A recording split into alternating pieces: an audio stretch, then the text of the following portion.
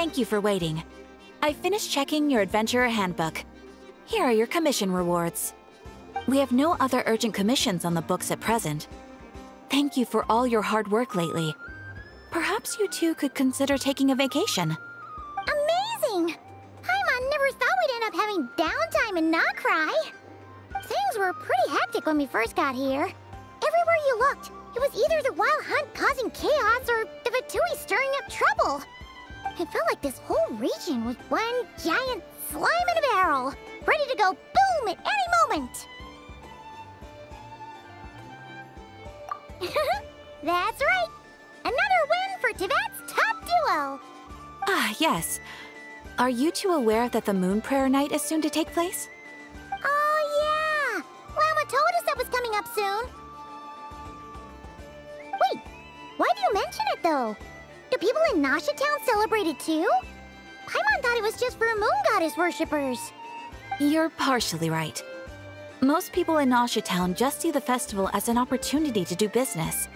They do not concern themselves with the religious element. The festival was first celebrated by the Frost Moon Scions. On this day, they would wear moon prayer blossoms and celebrate the birth of the moon goddess through song and dance. They would also prepare food and handicrafts and give them as gifts to others. Over time, it became Nodcry's most lively festival. Oh, sounds like fun! Great! Well, in the meantime, since Catherine doesn't have any commissions for us, let's focus on some personal business instead. When we first got here, you mentioned that this was where your spaceship landed? We didn't get to follow up on it at the time, because we got wrapped up in that whole rare situation, but now we can finally start investigating it properly. Well, there's a saying Paimon's heard around these parts, which goes, if you lift up a rock, you'll find something you weren't looking for. By that logic, you'll never find what you're looking for while you're searching, but the moment you stop looking, it'll jump right out at you. Could be worth a try though, right? Anyway, Paimon suggests we focus on other stuff we want to do for now, and just keep an ear out for spaceship-related intel as we go.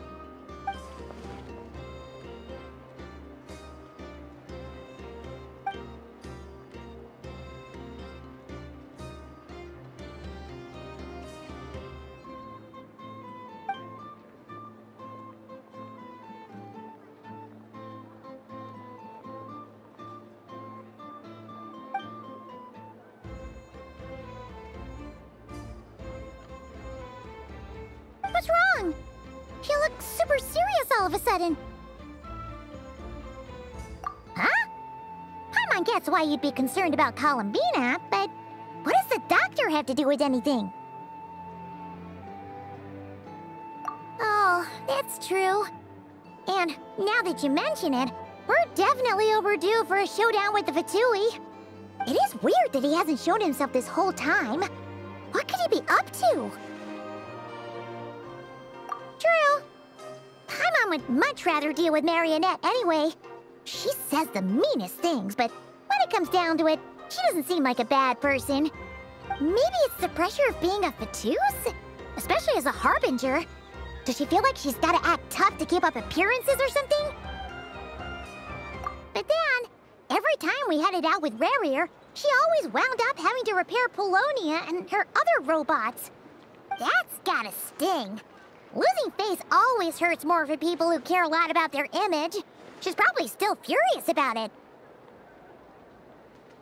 What? Relax! She's not even here! Huh? What's the matter? Oh, nothing. Sorry, we'll be on our way now. Where are we again? Oh yeah, Columbina? Right, yeah, let's go see Columbina.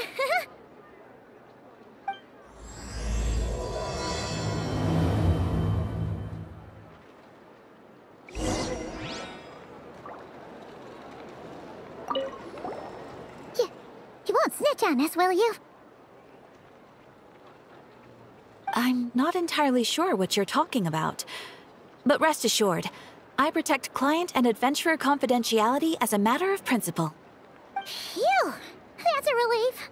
Paimon does not want to get an earful from her.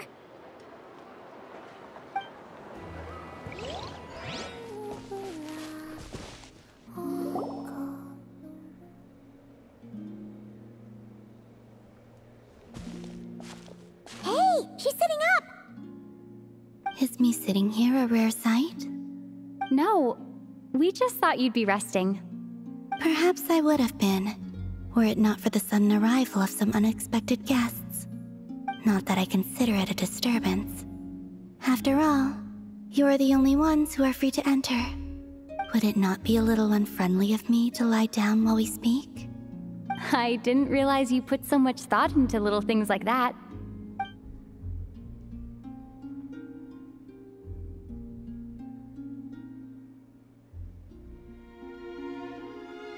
Only sometimes. There have been moments lately where I think about you and your companions. They are warm, mysterious, and cozy memories. Very few of my past memories are anything like that. They say that travelers return home bearing bags full of souvenirs. But my luggage was empty, and I believed it would stay that way. Return home? So, you're still planning on returning to the moon? Yes. This planet continues to reject me, reminding me that I do not belong here. If I remain in Teyvat, there will come a day that I disintegrate. And I don't mean reduced to dust, or turned into food for the flowers. I mean, I will cease to exist entirely. Alright then. Well, we're sure gonna miss you. But it sounds like we'll have to say goodbye. How do you intend to return? The Moon Prayer Night is soon to arrive. On that day, the moon will be closest to Teyvat. The Kuvaki in this land will reach its peak at that time. I merely need to grasp the tide, and with relatively little effort. Oh, Paimon gets it! It'll work like a slingshot! You make it sound like she's gonna get blasted up to the moon. If I did that, I suspect I would crash into the false sky. I will be using a much gentler approach. But I do like the analogy. It's fun. You see? She gets Paimon's sense of humor. In the blink of an eye, the time has come to part ways. It does feel that way, doesn't it? Time seems to fly fastest when you are enjoying it. I have always thought of myself as a wanderer on this earth, and it has never expressed any desire to keep me here. Yet, just as I plan to depart, it tugs at my arm. Is this a gesture of affection? Or is the world mocking me? Oh. Were you hoping I can answer that? Yes. You are a traveler, so you must have a lot of experience in this area. Then, what I would say is, enjoy the moment. That's right! Don't overthink it! Happiness is happiness and joy is joy! The point is to enjoy it, not analyze it! I see. Then what I would say is, even though I am very tired right now, I am still happy. I can't tell from the tone of your voice. Oh, really? You don't think I sound happy? I'm just kidding. I could tell you were in a good mood today from the moment we saw you. Ah, a joke. Albeit not a funny one. Anyway, I assume you're here about you-know-what. Give me your hand. Actually, it's not that. There's something else we wanted to discuss with you. Oh, then do you still want to give me your hand? Or not? Sure.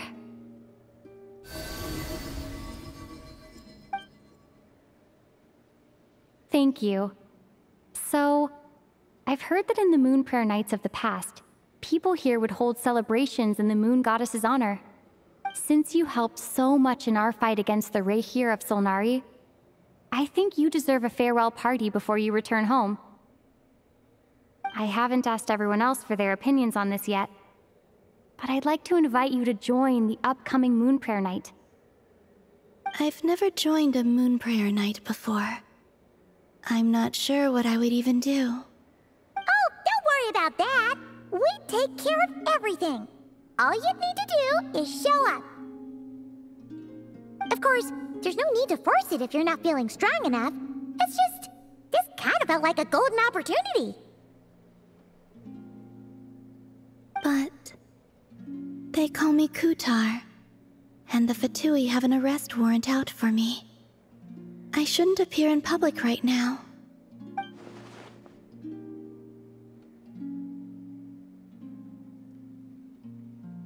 I'll make it work.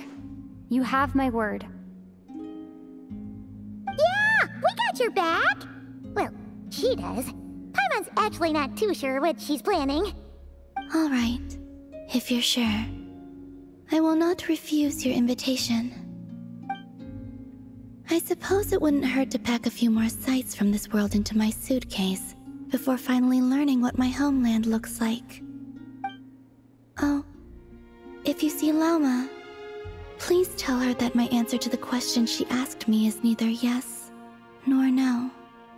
Rather, it is, there is no need. That was kind of cryptic, but sure. Guess it's between the two of you. We'll pass along the message. Bye for now.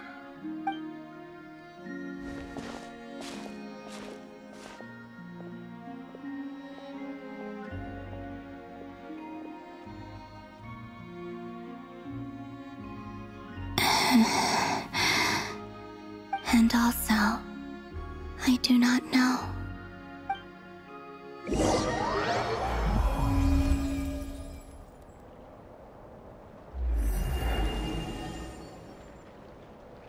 Since she's agreed to join the festival, let's go see who else wants to take part. Lauma's gotta be the person most familiar with the Moon Prayer Night. We should start with her. Also, what exactly is your plan to keep her safe? Not sure yet. I'll figure something out. What? Are you serious? And Paimon even gave you her vote of confidence back there! When did you become so sneaky?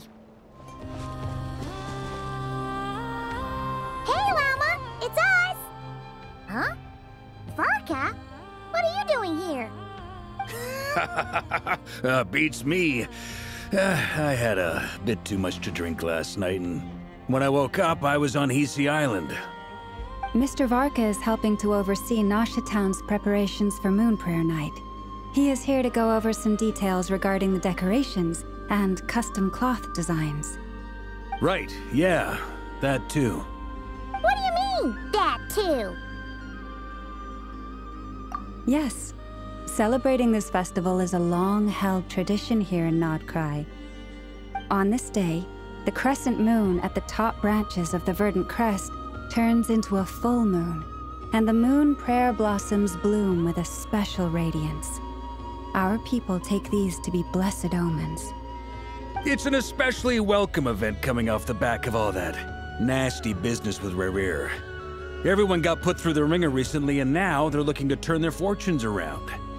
The big shots in town all agree that a big, lively celebration is just what we need to rebuild people's faith in this place. No wonder Catherine said that people weren't so bothered about the religious element. That's right. It's become more of a local custom by this point. The celebrations have little to do with whether the religious stories behind this event are true or not. Even the Frost Moon Scions are eagerly awaiting the coming of Moon Prayer Night, despite now knowing that their past beliefs were founded on a falsehood. That's fair. It's a bit like the Lantern Ride in Liyue. It's a chance for people to enjoy themselves, not debate the existence of the Adepti. Oh, one other thing! We just went to see Columbina. We went ahead and invited her to take part in the festival this time. Hope it's okay. Wait, so... you mean she agreed to it? Huh. That's quite a surprise. Then I suppose that she intends to return to the moon on that day. Oh, yeah! It's kind of a complicated process, but basically, it's like a slingshot. I understand. In truth, I had a feeling that she might make such a decision. Well, if Kutar has decided to participate in the festival, we should prepare accordingly. Yeah, exactly. She was saying how it could be risky for her to show her face in public. We were wondering if there was any way we could hide her. Unfortunately, the people who carved the statues did an excellent job of capturing her likeness. It will be very challenging to hide a goddess whose face everyone is so familiar with. Darn! We may have bitten off more than we can chew here. Nah, don't sweat the small stuff. We can handle that. Huh? Are you saying you have a plan? Not as such, no, but the most important thing with a festival is to keep the mood light and your spirits up. You can't go preparing for a festival with those long faces. You'll never convince anyone to enjoy themselves. The Mondstatter spirit is strong with this one. As it happens, I agree with Mr. Varka. Let's start by making our appreciation for Kutar the beating heart of the festive atmosphere. And who knows, once we get the ball rolling, perhaps everything will just fall into place. Hey! Did you catch that? Llama said the thing! Or close enough, at least. I'm looking forward to the Moon Prayer Night already. We have a festival in Mondstadt called Windbloom, and you can always tell which couples are celebrating it for their first time by the smiles on their faces. Big, beaming smiles like their whole face is glowing. And I have a feeling we'll get to see that same smile on the Moon Goddess's face at this festival. Not quite the same, surely. Anyway, I'll take care of business in the city, but I'll have to leave the decor up to you and the Frost Moon Scions. No one else can capture that traditional aesthetic quite like you guys. But lastly, there's the final key element that brings the festival to life. Companionship. Before you leave, let me show you something that we've been preparing. Mr. Varka had asked to see it already, so you may as well tag along. Also, I have some further questions about Kutar's decision.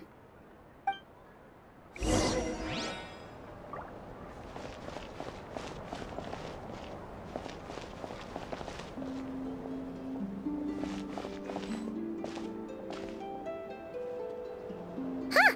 What's this? They sure look like they're having fun. I believe so. Kuhenki seem very skilled at playing drums like these, although I'm not sure where they learned it from. Maybe it's an innate talent? In their eyes, they're probably just playing with toys.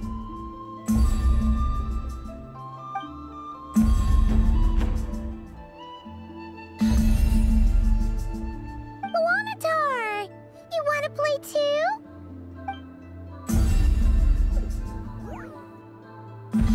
Yeah. She looks more confused than anything. Maybe we can teach her next time if we get the chance.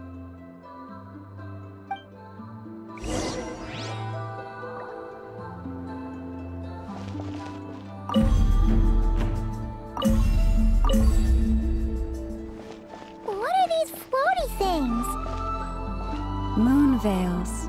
We hang them from buildings in the city during the festival. When you look at the sky through them, it creates a lovely misty effect.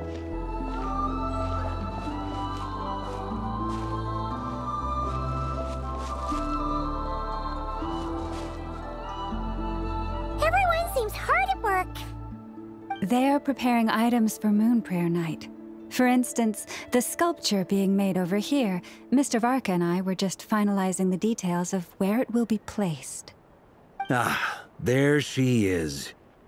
I didn't know the finished article would be so large. Not to worry, though. All the necessary arrangements have been made. Just let me know once it's ready, and I'll get some people to ship it over. You have my thanks. And over here, we are preparing a very traditional confection. Oh, look at all these colors! It looks great! Can Paimon try one? Of course. I have a feeling you'll like it a lot. You bet! Sweets and treats are Paimon's favorite! If you included those in the Feast of the Moon, I bet Paimon would have joined the Frost Moon Scions by now. There will also be verdant crests like this present in Nasha Town during the festival. The timing of Moon Prayer Night is not completely set in advance. We make a rough estimate, then observe the changes in the verdant crests and moon prayer blossoms to guide us. As such, the wait itself is a fun feature of this particular festival.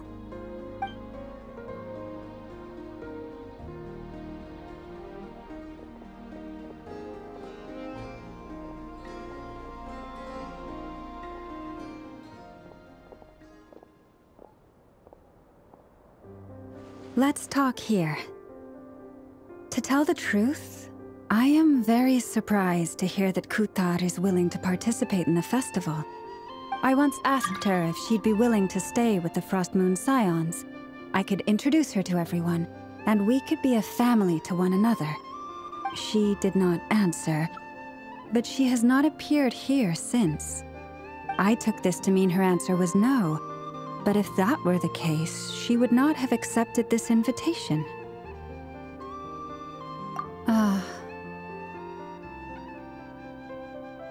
I see. Maybe she is right. Maybe the Frost Moon Scions of today no longer need a moon goddess. But my wish was not for her to come here and be worshipped as a deity. I simply wanted to offer her a place to stay. I'm sure she believes that showing herself here might invite Fatui intervention, and as such, she does not wish to cause us trouble. But what really pains me about all this is that this is her birthplace. She ought to belong here, yet no one has been able to grant her shelter. I think I'm qualified to weigh in here.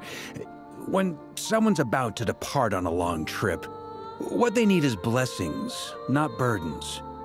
We should wish her the best, not make the journey harder than it already is.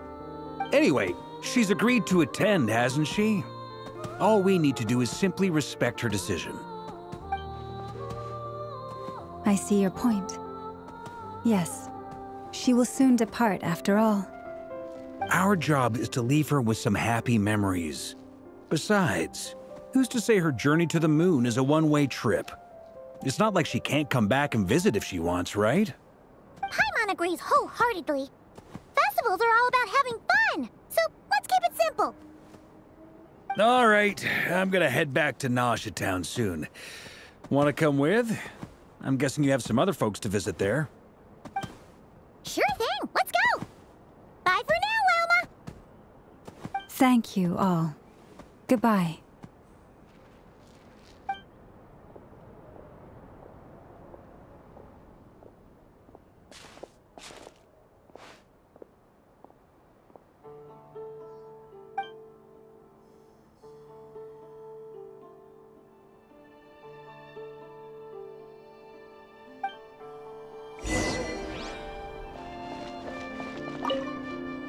Goodbye for now. I look forward to the festival.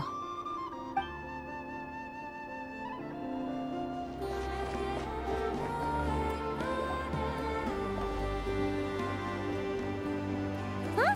Hey, over there! It's Duran and Albedo with Flints! What could they be chatting about?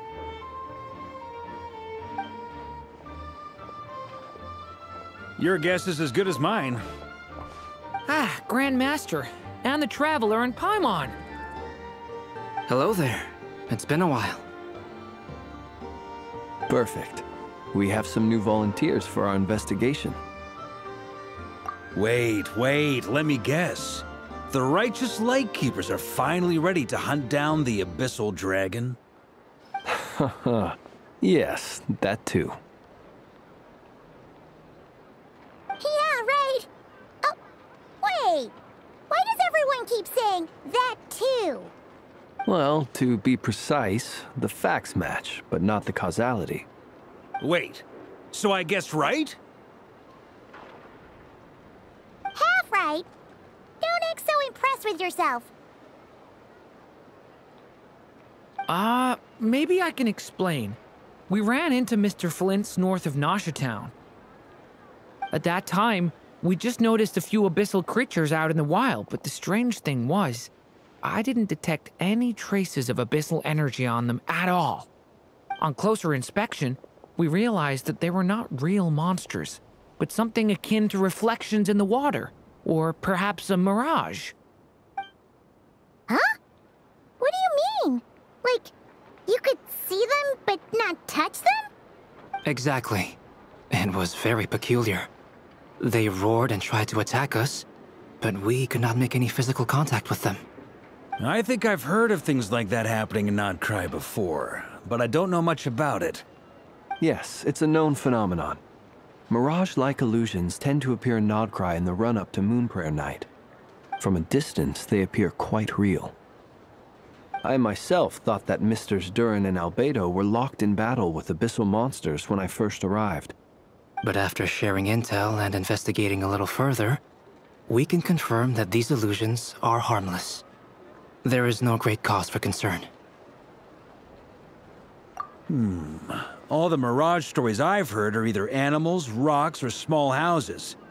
Abyssal monsters, though? That's a first. It's a first for me, too. So I'm planning to look into it further just to be on the safe side. I intend to inspect a few more locations. What about you two? Any plans? Alice contacted me a few days ago. She'd like me and Durin to assist her with an experiment. But we lost contact shortly after receiving the message. I'm sure that comes as no surprise to anyone familiar with her. We don't know when the wind will blow, yet when the wind blows, we will know. That, in a nutshell, describes how Alice operates. Yeah, that tracks. Okay. Well, I suggest we investigate this Mirage business in the meantime. It's piqued my curiosity, and I'm pretty sure I know someone who will already be 10 steps ahead of us. Well said. Right? Whatever's happening in Nodcry, she always seems to be the first one to know. Let's go see what she knows. We can invite her and her staff to the festival while we're at it.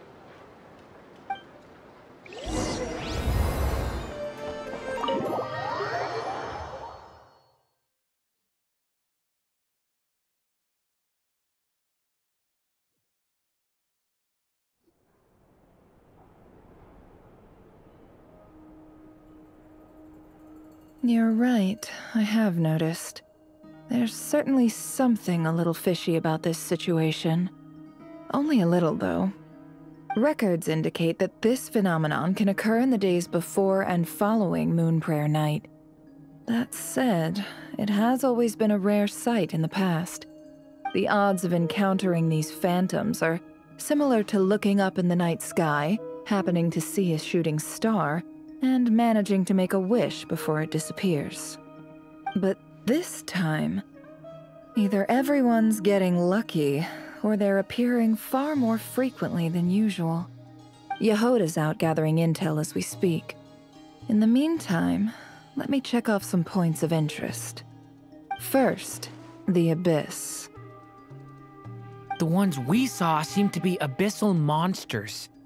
Indeed. But we have identified one location where many more of them have made an appearance. And not just monsters, but human phantoms, too. Given the scale and nature of the phantoms, it's almost as if someone's last memories are coming to life. Or perhaps the memories of multiple people. Oh. So you mean the phantom monsters are hunting down the phantom humans? Exactly. The phantoms can interact with each other, but we have no means of intervening. In addition, some of the human phantoms would seem to be from the very distant past. This is clear both from the clothing they wear and the stories they tell. They claim to be from Hyperborea, a name which I've heard from Lauma before. If this is true, it means they must be from 6,000 years ago. Did Paimon hear that right? 6,000 years? Sounds like this merits further exploration. That'd be a big help. I'll leave it with you, Albedo. My knowledge of ancient history is non-existent. I used to doze off every time the pre-Knights of Favonius era came up in class. It's quite a miracle that you were able to understand these phantoms' speech, given how long ago they lived. I suppose you're right. But I'll leave the archaeologists to ruminate over that conundrum. As an intelligence broker, my sole interest is in the value of the information I gather. Which, in this case, hopefully means earning myself some good favor with our dear Lady Moonchanter. So calculating. Whew, this intel broker logic always catches Paimon by surprise. Sounds to me like we could split the work up. I think the abyssal phenomenon is best left to Albedo, Flints, and me. Agreed. It coincides with my duty as a lightkeeper. For my part, I'd like to understand the abyss better. Even a little knowledge would go a long way. This is certainly a rare opportunity to study the abyss. But even rarer, perhaps, is the chance to make contact with the ancients. The Curatorium will take the lead on investigating the Hyperboreans. We put in the work to learn what we know so far. It seems only fair that we get some quantity of exclusive intel. That just leaves our trusty team of 2 unassigned. Since you became an honorary knight, of course. This was part of my grand plan all along. Ha ha ha! Oh yeah, by the way, we managed to convince Columbina to come to the Moon Prayer Night celebrations. Would you and Yehoda like to join too? She agreed to that? Huh. Quite an achievement. Never underestimate the traveler, I guess. I'd be happy to join. No point shutting myself inside when the streets are all decked out. I doubt any clients will be visiting during the festival in any case. And Yehoda loves a party, so I'm sure she'll jump at the opportunity. No. No. No. No. No. No. No. No. No. No. Way to contradict me in front of... Wait. No, that's not what I have bad news, boss. So many people. All right, everyone inside. Quick.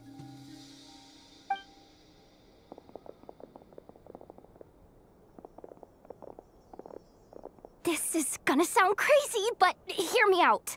I saw one of those phantoms at Star Sand Shoal, and it was some sort of flying ship. Like a spaceship? That's gotta be the one you came to Tibet in. You said you saw the same thing through the moon marrow, right? Huh? You already know about it? Ugh, I thought I was gonna blow people's minds. Turns out I'm the last to find out. Wait, back up. You came here in a spaceship?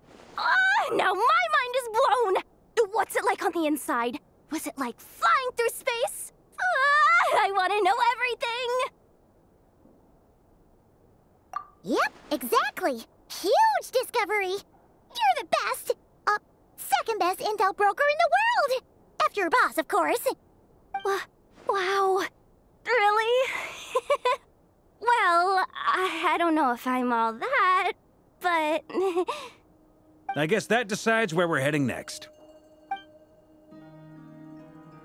Come on, don't look at me like that. I know the spaceship doesn't have anything to do with me, but you don't want to leave me as the only one twiddling my thumbs, do you? Please? Fair enough. You can tag along. In that case, let's meet back here to discuss our findings once we're done. I wish everyone a productive investigation. You too.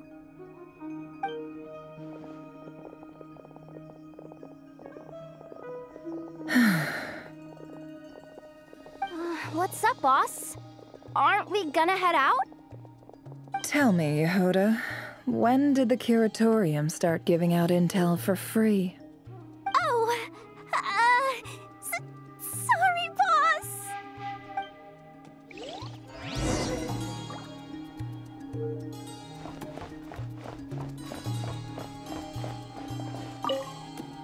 We can't unshare information any more than water spilled on sand can be put back in the bucket.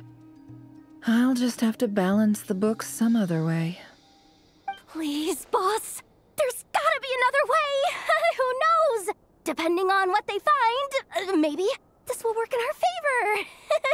Please don't find me. Please.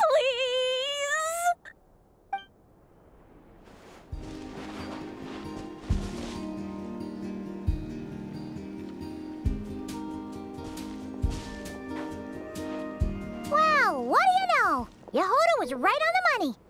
This phantom really is your spaceship. But that's so weird. Why would it show up here? Is it some kind of projection? Or a ghost?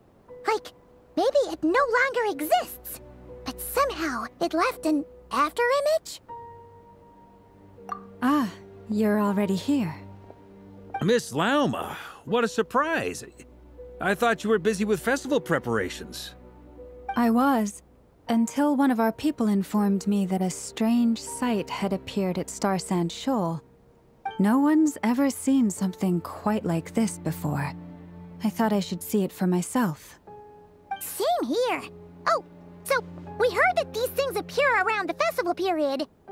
Any idea why that is? Unfortunately not.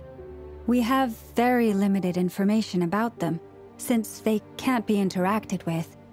And no human phantoms have ever made an appearance before now. The most we've been able to deduce is that these sightings appear to be connected to the increase in Kuvaki energy around this time. Yeah, seems like that's all we can do. This is all so confusing. Allow me to lend you a hand.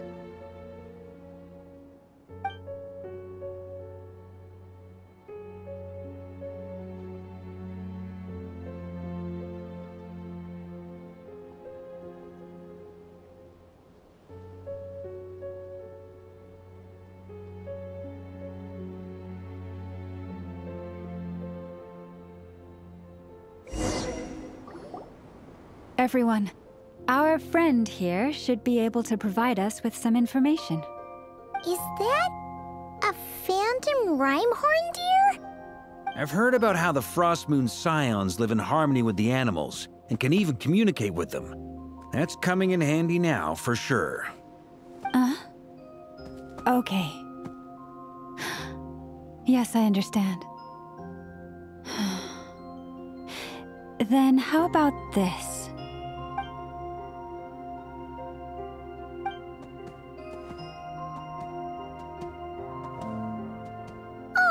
It's leaving. It appears to share our curiosity about this giant spaceship, so I asked it if it wouldn't mind investigating along with some friends. In return, I told it about some nearby spots where the wild fruit grows abundantly. We may live in a different era from these phantoms, but I trust that the terrain, climate, and ecology here are more resistant to the effects of time than some things are. Let's give them a moment and hope for the best.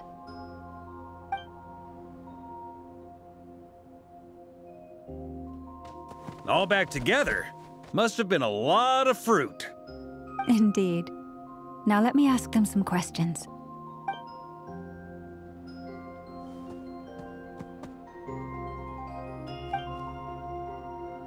It did find a lot of wild fruit, enough for them to feast for a long while. This puffin circled in the air several times, but didn't spot anything out of the ordinary. Certainly nothing to do with the spaceship. Huh. Well, it definitely makes sense to get a bird's eye view. Indeed. Other than that, I was also thinking that the world these phantoms see is also different from ours. Oh, I get what you mean. The wild fruit exist in both times and spaces, but there might also be things that only exist in that space-time, which we can't see.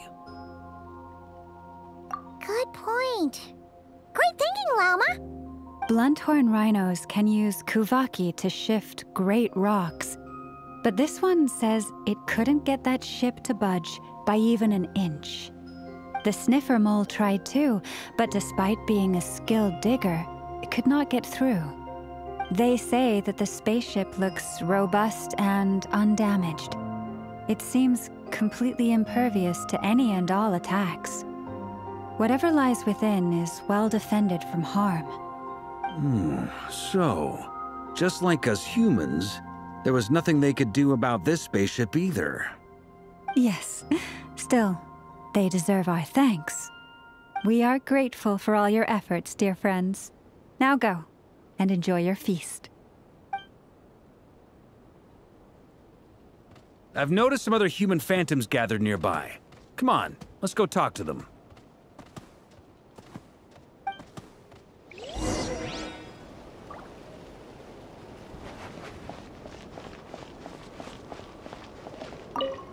Those illusions and those people.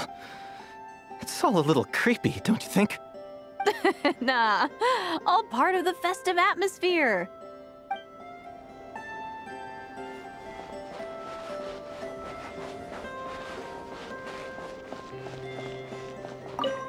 Have you ever seen anything like this?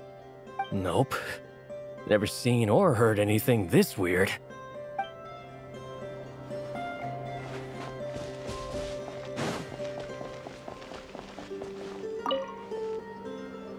What is this thing? I've never seen it move, and there's no way to get inside. Goodness knows. My grandpa says it's been sitting here at least since his grandpa was still alive. What about his grandpa? Did he say anything to your grandpa's grandpa about it? Huh? I don't know. In all likelihood, it was here back then too. Hard to imagine something this huge could move. Guess that means that as far as they're concerned, this ship's been around a long time.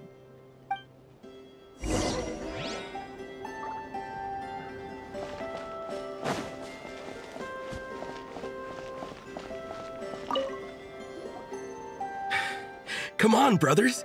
If we can get even a small chunk off of this thing, it's gotta be worth a fortune. Today is the day we strike it rich. Huh? You mean Paimon? Yes, brother, I shall join you. Let's make our fortune. We should go with them. What the? This thing is crazy tough. I can't even scratch it. What's it made of? Sorry, brother. Looks like we'll have to seek our fortunes elsewhere. Enjoying yourself? I was just seeing if I could influence this phantom's perception by playing. But nope, no dice.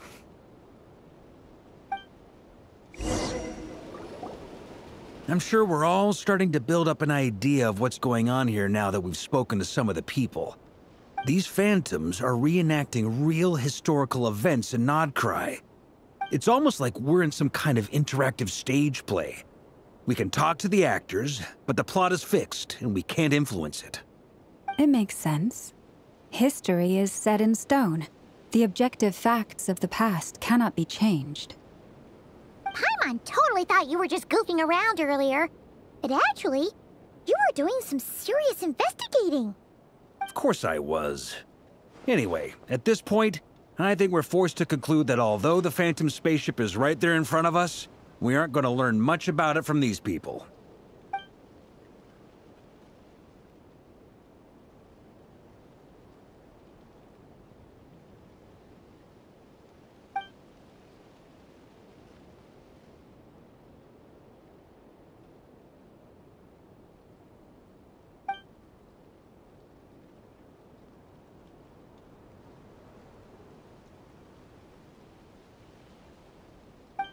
Don't be discouraged.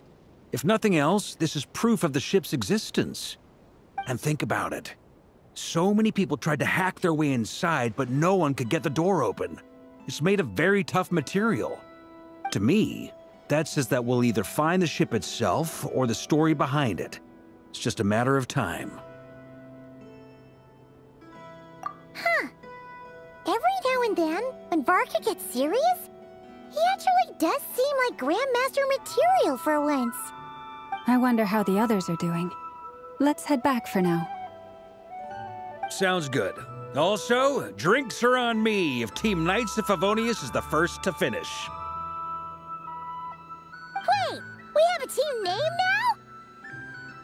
Am I in Team Knights of Favonius as well?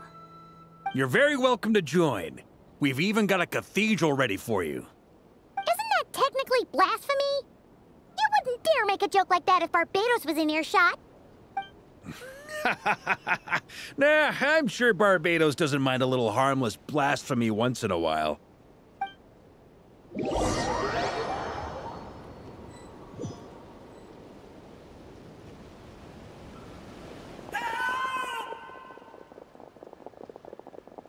Oh, no! Get away! Oh.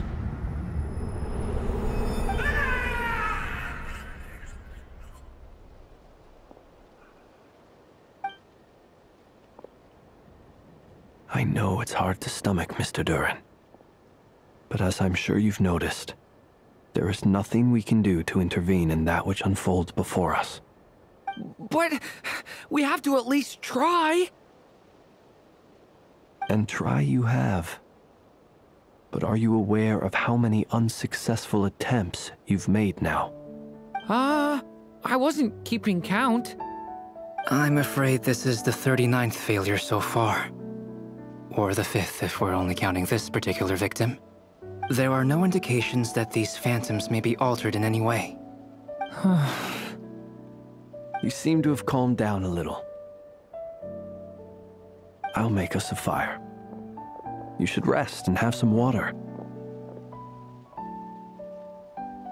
Feeling any better now, Mr. Duran? May I ask a few questions? Be my guest. What exactly are we witnessing here? What happened to those people? My guess would be that we are seeing Nodcry during the Conrian Cataclysm. Would that be accurate? Conria. That is correct. As you know, once the Abyss senses even the tiniest crack, it floods in and spreads like wildfire. There was a time in the distant past when it permeated all of Nodcry, causing immeasurable harm. The people paid a terrible price to heal this land. Then, 500 years ago, the whole of Teyvat suffered an abyssal disaster. Once more, Nodcry was dealt a devastating blow. I see. In the face of the abyssal onslaught, all were like grains of sand tossed around by a tidal wave.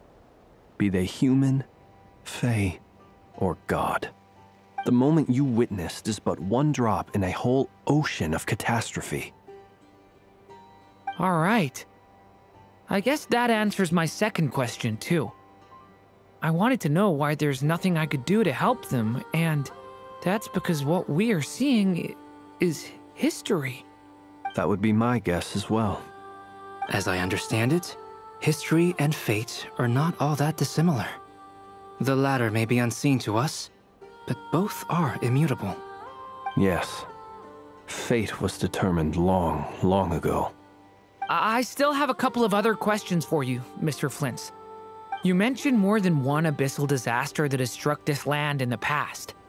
How can you be sure that what we're seeing is from the Conrian incident? And also, how are you able to stay so calm when you're talking about these events?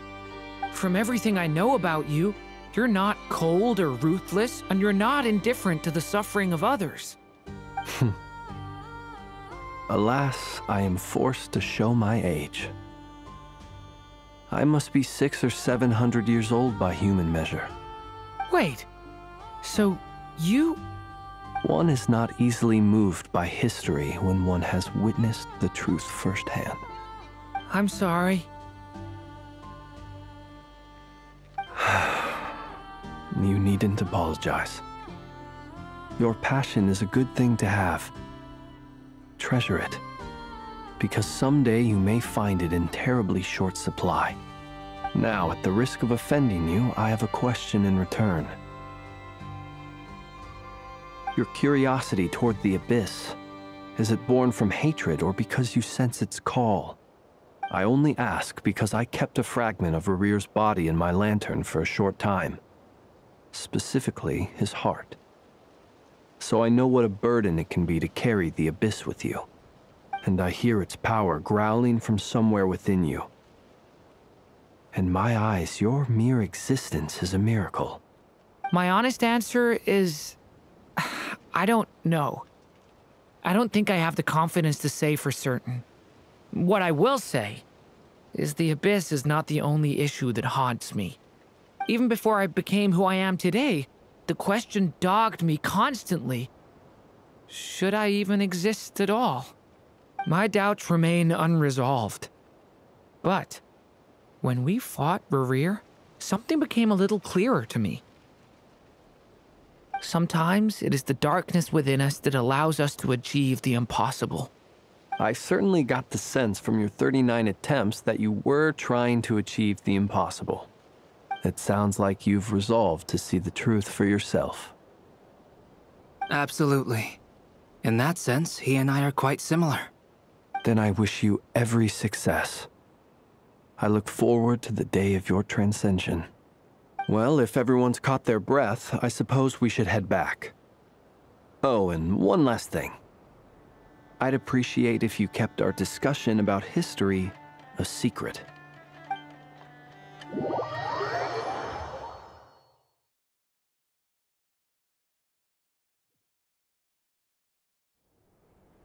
Incredibly, our separate investigations led us all to the same conclusion.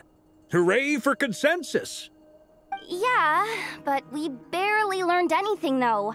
I totally thought this would be the mother lode. Talking with the ancients?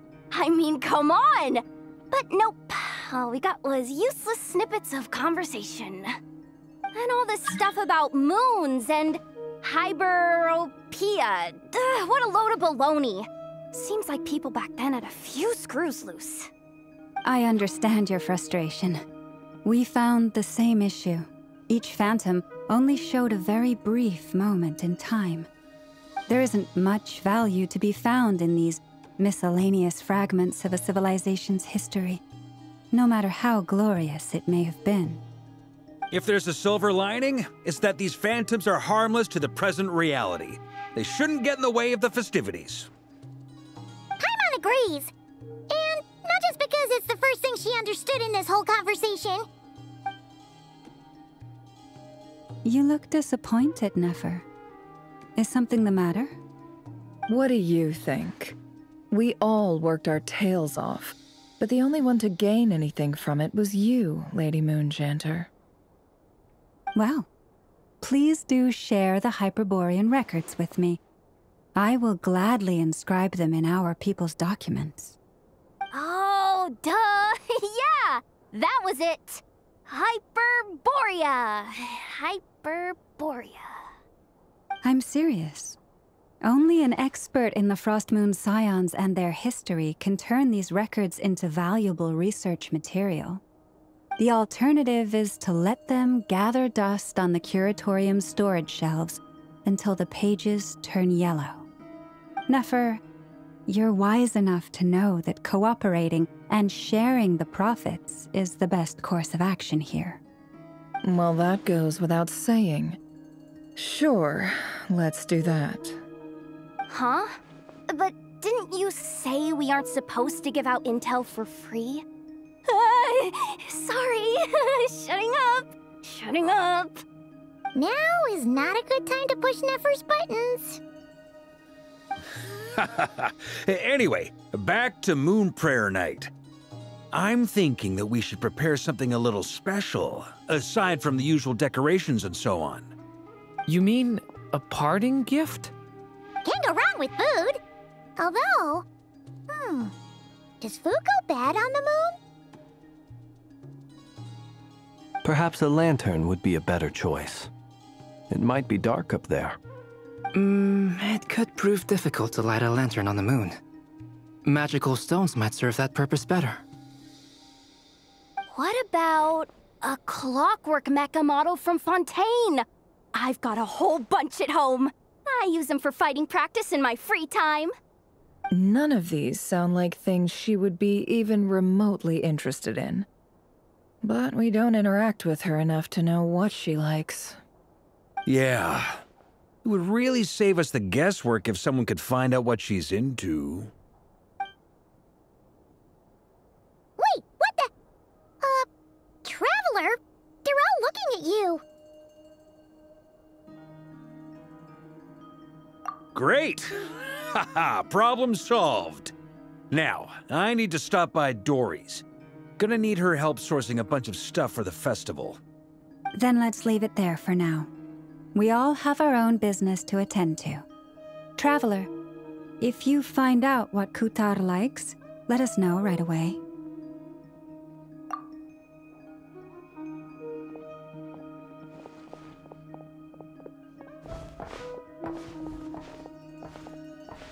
Is something the matter? I'm fine. It's just... I'm still feeling a little rattled after witnessing the horrors of the Abyss. But it's okay. This is something I have to work through. I'll be all right. Thanks for your concern. Well, don't put too much pressure on yourself. If you ever feel like something's wrong, physically or mentally, we're here to talk. Come on. Stop treating me like a kid.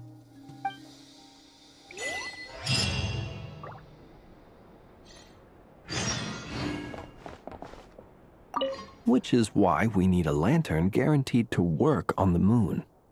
Yes, I have a few ideas, but the lantern itself is the easy part. The real issue is how little we know about the lunar environment.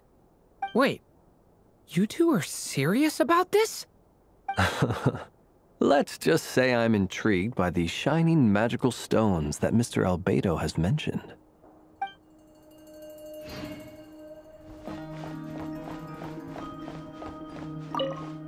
You should get going. It's important that we ascertain what Kutar likes.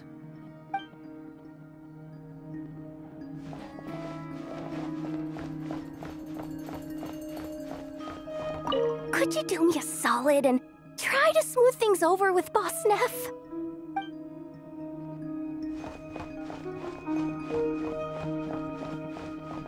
Miss Lauma, would you accompany me into town?